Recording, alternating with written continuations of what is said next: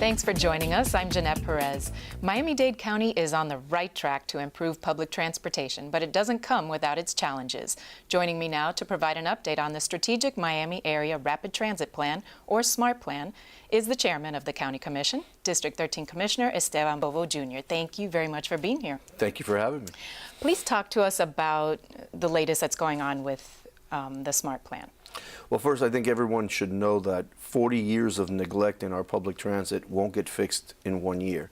We've made it a mission, not just when I was the chair of the Transportation Committee, but now as the chair of the Board of County Commission, made transportation and really how we move people in our community priority number one. There are a lot of good things that are happening. One of the good things is that we see the Bright Line corridor, Northeast, soon, and hopefully soon, Aventura, North Miami Beach, will all find some sort of relief going up the Northeast. Obviously, we're having a lot of debate going south. How do we go south? Do we do a bus rapid transit, or do we expand with rail? There's a lot of conversations going on north and south, east, west, to the beach. All these things are ongoing. What people need to understand is that they require patience because they require studies, environmental studies, permitting, and this takes time. And you recently passed legislation to expand rapid transit zones in Brickell and in Government Center. So how is this going to help with public transportation in the downtown area? It helps with money.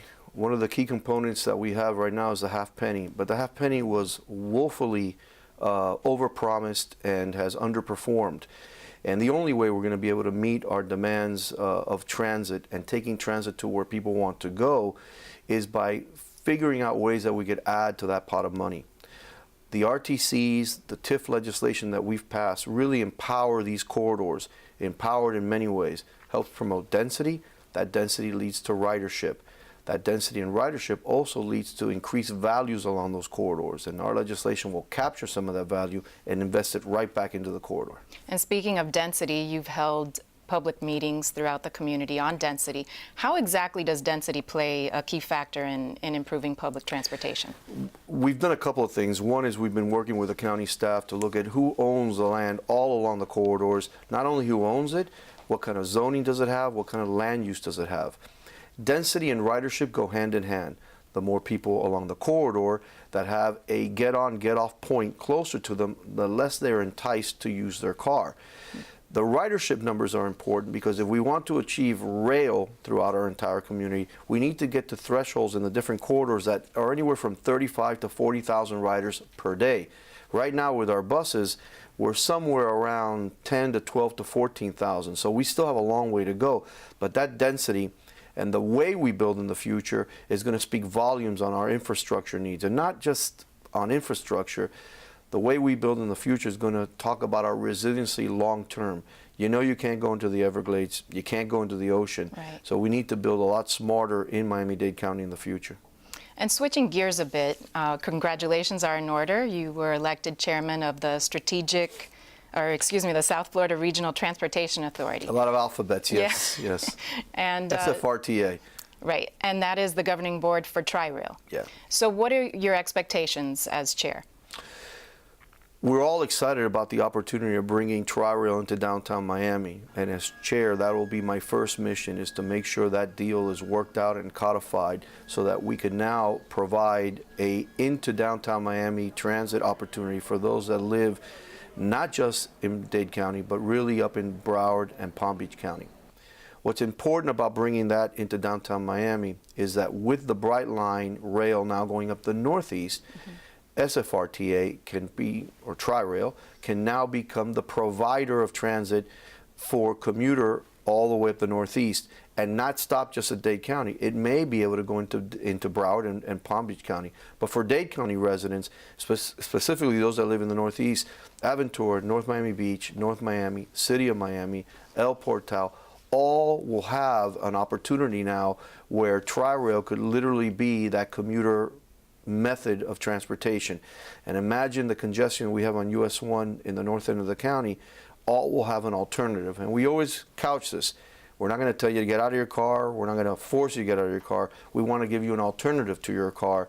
And that's something that I think bodes well for the long-term vision of Miami-Dade County. So these would be connections to Miami, connections along the Northeast corridor?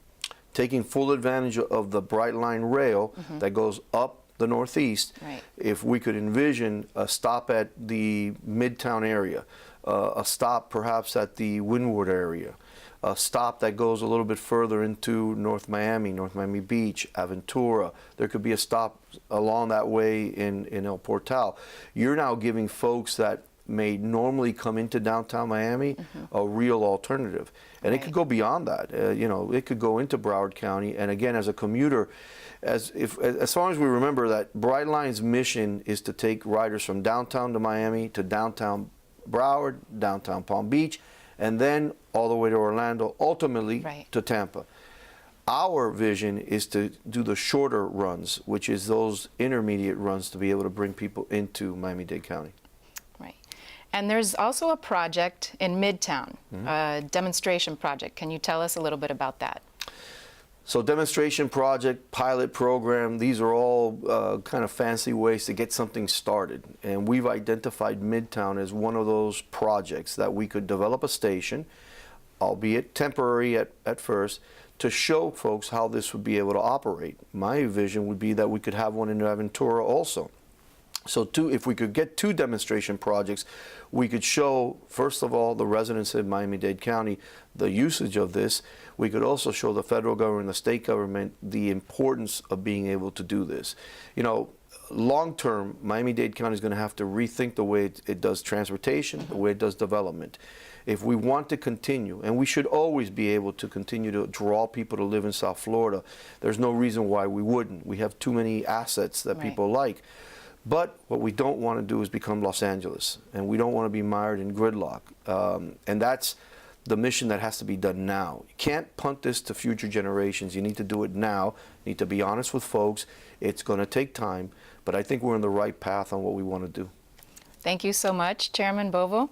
Is there anything else you'd like to add? No, hopefully the Dolphins will have a winning season this year. I know a lot of us hope that too. Thank you. And that's all for this edition of Get to Know Your County Commissioner. For more information on county programs or services, call 311 or visit miamidade.gov. And be sure to connect with us on social media. For Miami-Dade TV, I'm Jeanette Perez. Thank you for watching.